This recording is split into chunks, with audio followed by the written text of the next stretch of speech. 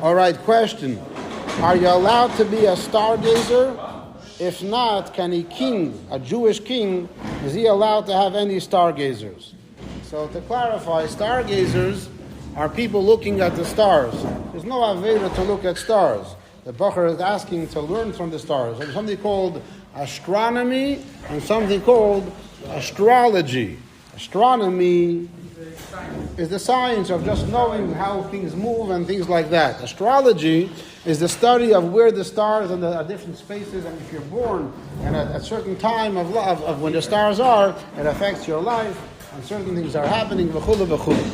Now, regarding astrology, so there's a big machlokes. The Rambam always famously in all these kind of things doesn't believe in them. He says it's all witchcraft and sorcery and stupidity, and it's forbidden to have anything to do with it. It's in the category of all the other magic things which the Rambam doesn't believe in any of that. However, there are other Gedolei Yisrael that claim that no, it's a real thing, and it's from the Gemara, it's for sure mashma that it's a real thing. Someone that's born at a certain time, it affects him, and there's apparently people that can see things in the stars. We have in Rashi and Chumash. Rashi and Chumash has a number of places where he talks about the stargazers, what they saw, and they understood. They didn't have a clear picture 100%, but they definitely saw things. So there's some kind of things that are possible to see. So la halacha, the Shulchan Aruch paskins that you're not supposed to ask, but it's really because of a third opinion. Meaning one opinion says it's all bogus, so obviously no point to use, it's forbidden to be involved with it. Another opinion says it's real, and you could ask stargazers, just like you can ask the doctors or any other kind of alternative medicine that you're allowed to do. But then there's a third opinion that says that even though there's truth to it, but the pasuk says, "Tamim tiyam Hashem alikecha," you have to turn to Hashem. You're not meant to be turning to other things, and that's why you're not supposed to be asking about it. So I don't know if a difference between a king or a regular person. That seems to be the same thing. The question was bichlal. Question: are robotic prosthetics allowed to be used on Shabbos? And what are some of the other halachas on this? There's lots of halachas on prosthetics, but regarding on Shabbos, so there's two shilas on Shabbos. One shilah is, are you allowed to walk with it outside? Is it considered carrying? So when a person loses an arm or a leg, they have to pick a fake arm or a fake leg. Prosthetics, yeah. Prosthetics or prosthetics, I think it's pronounced prosthetics. So in Shulchan Aruch, in the olden times, that person lost an arm and they just put a piece of wood over there and maybe shaped it more comfortably. And there the Shulchan Aruch says it's forbidden to walk with it on Shabbos because it can fall out and he might end up carrying it. But today, all the poskim say that's not a concern anymore because today, the way they're made is in such a way that they're not falling out. It's not a thing that is a concern. So that's why mitzad Shabbos carrying is not an issue. What about the fact that many of them are electric, and there's lots of electricity involved? So for that, I just closed the wrong one. For that, many poskim do say that it's fine, because the electricity is always, there's a whole shaila, what's the gather of electricity? And for this situation, the people there are rabbanim that are going to be mekel. Even if it's like your pinky? What? Even if it's like your pinky? I don't know if they have prosthetic pinkies only, but if then I don't know. But basically, there are people that are more mekel and for this thing, and apparently that's I Baruch Hashem I don't have experience with this, but apparently that's what people say. Okay. Next question. How much exercise do I need to do per day? That's a question for your doctor, and I asked a number of doctors and people over the years, and they have told me that a regular person should do about a half hour of exercise a day, half hour of a brisk walk. That's what I was told. So if you walk to the mikveh back and forth, that's about 10 to 15 minutes, and then you should go for another walk throughout the day. That's basically what I was told. A good half hour walk a day for most regular people, that is enough, and that should be done. I don't know if all the Frum Chassidish Yidden are makbid on such things, but that's what the doctors say, which I think that, asking me personally, that's in general what I would suggest for any kind of person. Are you good? No, not more, not less. Approximately a half hour. It's not at least, you can do more, do more. There's no mitzvah to do more. The point is B'riyas Haguf. So the B'riyas Haguf is enough a half hour. I don't do it. No, I used to walk more often depending on different things going on. Is a candy considered food in regards to the fact that you're not supposed to play with it? I guess there's a kamshach to last shiur we spoke about Now that I would bizoin oichlin, but pashtus, yes, any food you're not should be playing around with it, even if it's unless if you have the reasons that we said you're allowed to play with the food. Otherwise, I don't know. Question: are you allowed to drink water after shki'a on Friday or after shki'a on Shabbos? After shki'a on Friday, it is forbidden to eat or drink. From when shki'a comes, you're not allowed to eat or drink unless you heard kiddush. It's also to eat or drink unless you make kiddush. You are allowed to make kiddush even before Kabbalah Shabbos. You're allowed to make kiddush even before shki'a. And once that you make kiddush, then you could eat and drink. But that is not ideal. That's not the regular seder. The ideal seder is to make kiddush after Kabbalah Shabbos. So summertime, when the shki'a, tzedakah is very late, many people will daven Kabbalah Shabbos earlier and then make kiddush earlier as well. But but if you didn't make kiddush after shki'a, you're not allowed to eat or drink. Yes. This is one of the reasons why Beins are not allowed. One of the many reasons. What? This is one of the reasons. If people make kiddush by a Bein, then this issue is not there. There's other issues. That's what some of the Kivyachol from people that they do these mishugasim, they actually do that. But we said already, it's a terrible minhag, and all Rabbanim curse out all the people that are doing it. And then that's recently there's a famous Chabad podcaster that came up with a whole rant that is for shidduchim. You should make sure that no one marries a person that does Beins because their lives are messed up, and it's a davar yadua, and it's a real thing, and it should be stopped. No.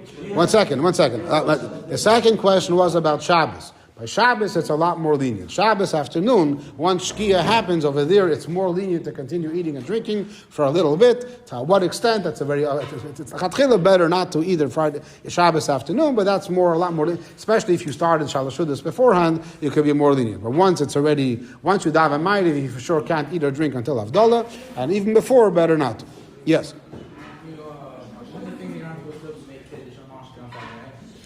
Making kiddush on mashke is, again, there's many problems that I mentioned. Making kiddush on mashke mitzad the Rebbe is forbidden, but mitzad the halach is not an aved. And mitzad that is forbidden. The Rebbe is against making kiddush on mashke. The Rebbe is against drinking mashke. The Rebbe is that's the davar yadua. What if you're 40 plus? Well, even 40 plus, the Rebbe is against it.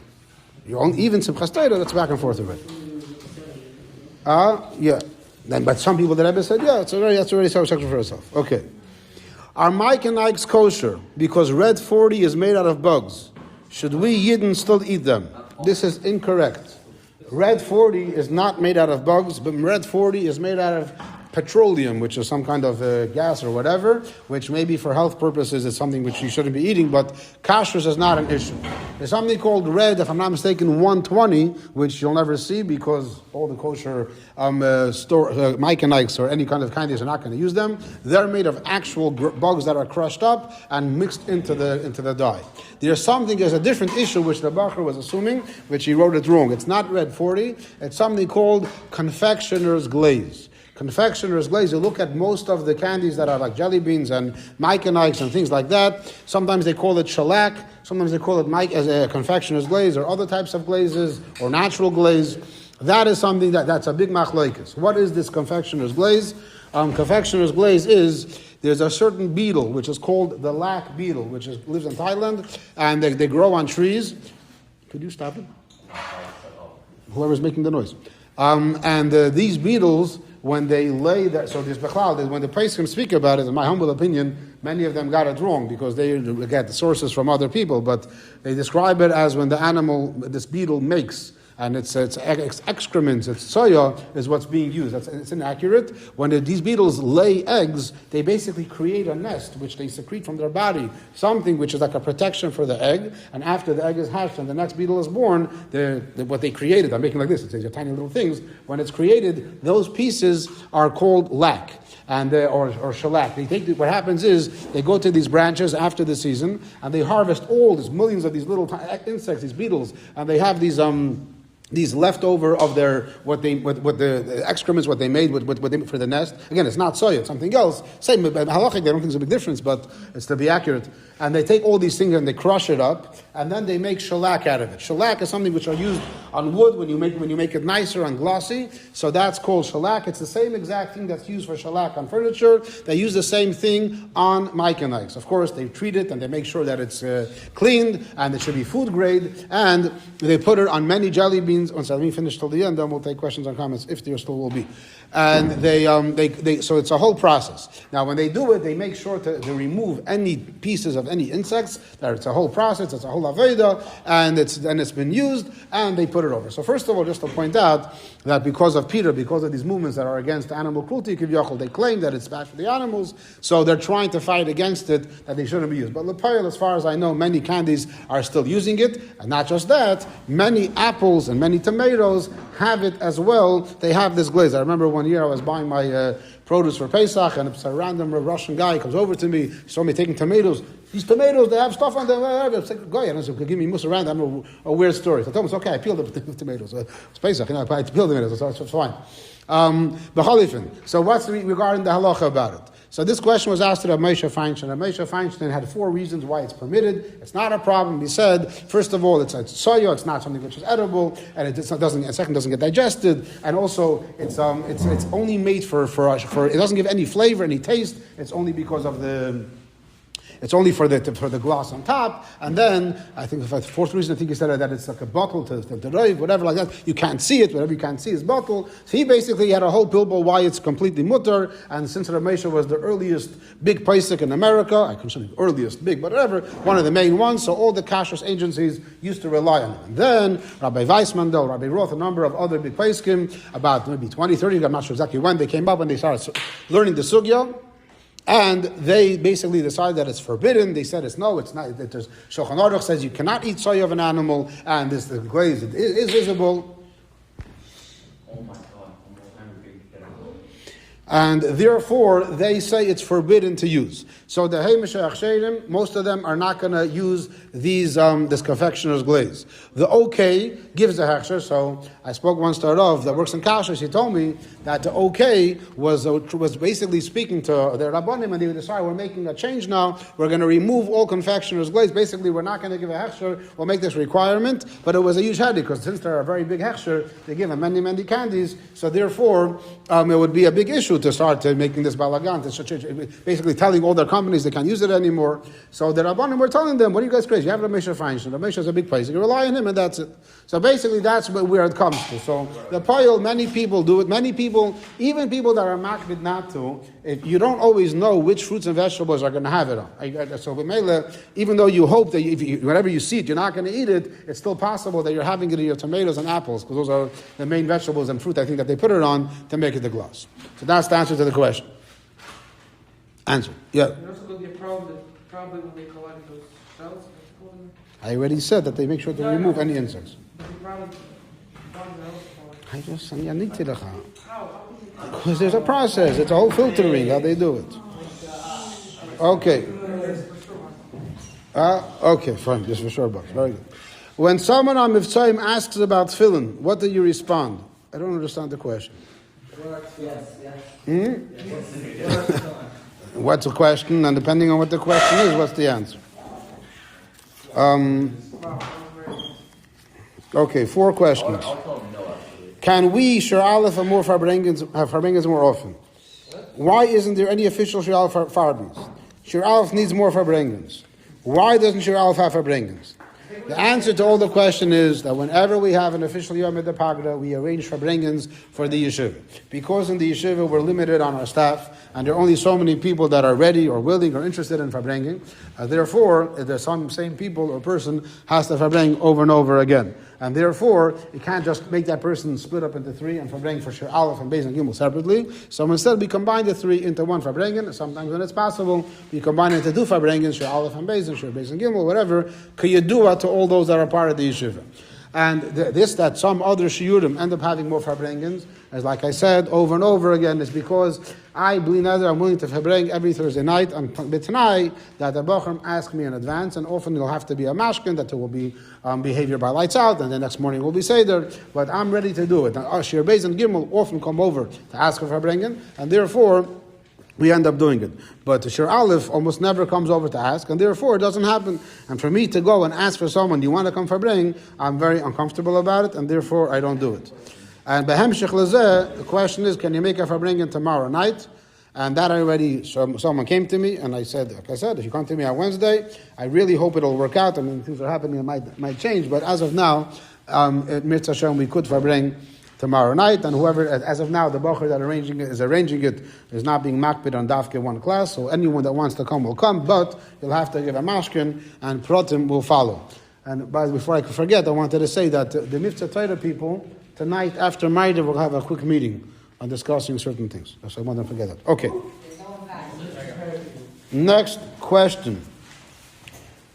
I have no way to relieve my taivas noshim on anything, and it's very extremely hard for me. Is there really nothing I can do? V'chulu v'chulu.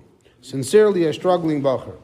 This is a question. This is the main reason for mashpiyah. This is the main reason to have a personal mashpiyah. This is not something which can be spoken about publicly for the main reason. Every person is different, and the solution for one person won't work for somebody else. I'll say a couple of general ideas. But this is exactly what a mashpiyah is for. This is the main thing with bochur talk to the mashpiyah about, and this is what you have to come over. Now, not to me, anybody else, whoever wants to be a mashpiyah, if you want to come over to me, it's fine, but this is what it's about. And the solutions are to keep yourself busy. That's the main solution in anything.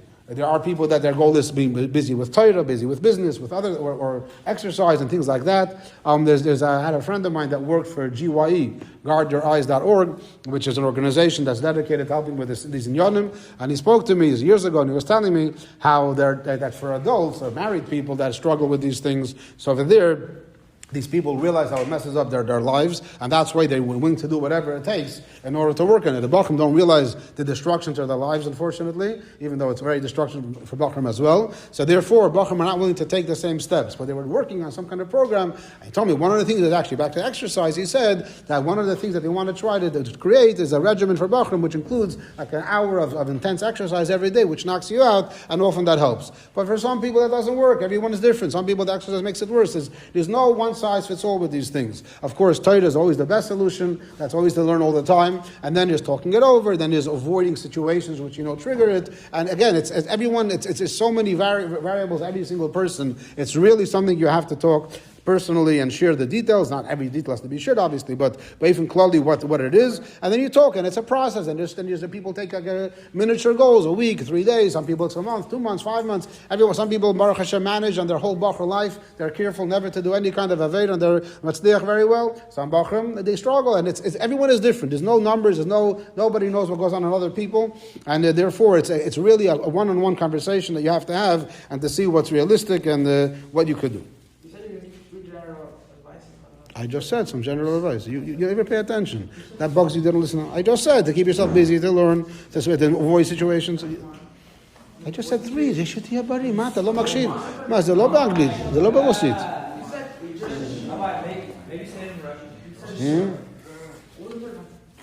Okay. Avoid situations that come in. And I said to be busy. And I said to learn Torah. I said to speak to people about it. And make yourself miniature goals a few days at a time. You're busy with your bugs. Okay. Why do goyim also have the pinch by the mouth? I guess this is based on the famous legend that we know, that every time a person is born, the malach teaches you the whole Torah in your mother's stomach. And then right when you go out, the malach gives you a flick, and that gives you the sign, and that's why, the pinch, whatever it's supposed to be, whatever it's called. So the bochur is asking, if a goy doesn't learn Torah, then how come the goyim have it as well? And the simple answer is that whatever Jews have, goyim have as well. There's a famous mimer, the Rebbe Rashab, a very racist mimer, but the Rebbe Rashab explains the reason why a yid walks on 2 feet is because you have a neshama, and therefore you walk on 2 feet, so because it's not the makeup of the neshama. Goyim walk on 2 feet as well. So says the Rebbe Rashab famously, the reason why goyim walk on 2 feet is so he should be bchira chavshis. Because if goyim would walk on all 4, then it would be obvious that the Jews are the chosen nation, and everyone would want to be Jewish. You wouldn't want to act like a goy ever. So in order to be bchira chavshis, you should have the temptation to be a goy. They also walk on 2 feet. But when Mashiach comes, they're going to start walking on 4 feet again. How are they going to play soccer then? It's going to be complicated what they're going to have to do now. They'll be the way they're supposed to be. So the same idea, but Pashtus, the same thing applies to this. The fact that all human beings are meant to look alike, so it should be Bchira Chavshis, and it's our job to realize that we are the chosen nation and we have a responsibility more than everybody else.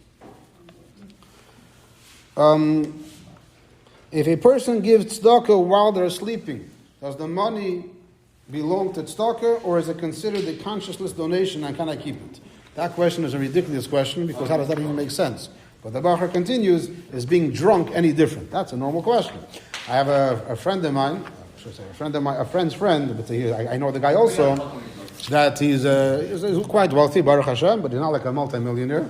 And one Simchas Torah, he was schlepped into a shul, and a office, and they made him pledge. He pledged $100,000 on the spot, and he gave it in. It was like everyone said that he did it, but is he chayiv to give it? So the Rambam in Hilchas Mechira, Perek Chavtes Halacha Yitches writes, Hashikar, someone that's drunk, Mikache Mekach Umimkari Menkar Umatnoisov Kayomin. His business dealings are valid, and his gifts are valid as well. So he gave a gift, yes, you can accept it. However, if he comes as shikr as loit, what does that mean? A shikr that's drunk and does not know what he's doing. In that case, ein mais of klum. In that case, his actions are not binding, and bepashtus, whatever he gave has to be returned to him. When I was younger, so there were people that got drunk and they forgot what happened the next day. They said things they didn't remember. Recently, I met a former Talmud of mine, and he was telling me that he got drunk by Farbrengens. He woke up the next day and he sees a whole text conversation that he had with somebody that he has no clue. He was texting with someone, and now he can see. So it's very cool, because now you can see what you said when you were drunk, because it's all recorded on your text messages. And this past Purim, somebody called me the night of Purim, and then the next day he called me and said, I'm sorry, I called you, I forgot what it was about. And I was told that I called you, so now I'm calling to whatever. So it happens today also. So what?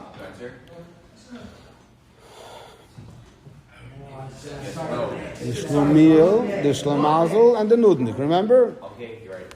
Okay, good. Now, you answer If you said sorry. Back to the Yanenu, same idea. If the guy gives stuff in the sleep, which is not a realistic question. Obviously, he doesn't know what he's doing, so it's not valid. And if he's drunk, it depends what level of drunkenness he is holding by. Question: why isn't there a kvaart by the sink in yeshiva's lunchroom? There were kvaarts, and every year we start off with kvaarts, and then they disappear. We even put sometimes the strings on them or whatever to try to keep it, and eventually bochur either purposely rip it or by mistake it gets ripped, and then it goes. So it has to be put back, and all the gashmistic maintenance and things like that is Rabbi Ben Shimon to ask him to take care of it. Question: is there a problem with prediction betting? For example, betting on Polymarket website. Polymarket, I don't know what that is. Who is going to be the next president?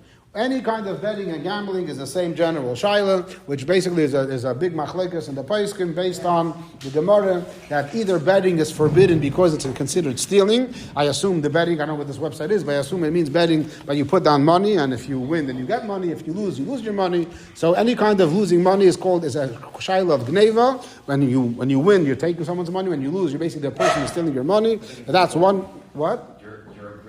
It's called asmachta. You're agreeing because you hope you're going to win. But if you know for sure you're going to lose, you're not going to do it. So you're doing it. You win to give the money even when you lost, because hopefully next time you're going to win.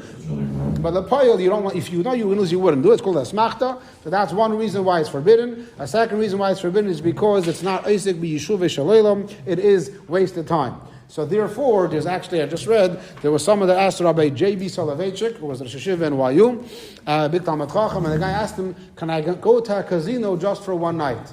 It's just like people go to outings, people like going bowling or whatever. So adults will sometimes, as an outing, an exertion, as a fun night, they'll go to a casino. And often, casino. Okay? I say casino, that's what I was always told, maybe casino. whatever it is, they go to one of these places, and these people, adults and mature people, will go lechatchila with, let's say, $500, and they're coming with the intention that they're going to lose that money. Because they know that that it doesn't make sense, it's probably going to lose, but it's fun. It's just like people will spend lots of money on a ticket to a baseball game or whatever, a football game. You're right. So people will spend a few $100s on these tickets or whatever it is. So it's entertainment for the night. They go with entertainment, and the mature, smart people will do that with the knowledge that they might lose all their money, but it's still fun, and they'll do it for that. So he asked Rabbi Soloveitchik, am I allowed to do it? Rabbi Soloveitchik said, don't do it, because it's a bad habit. And meaning, Rabbi Soloveitchik Bedavke didn't get into the whole pilpul, that some say that it's halach, it's asur, and some say it's maybe mutar. Forget about it. Halachically, there's maybe room to say that it might be permitted for these kind of betting. But it's a very bad habit. These things are addicting. And the rule is, what's the worst thing that happened to someone that gambles? To win.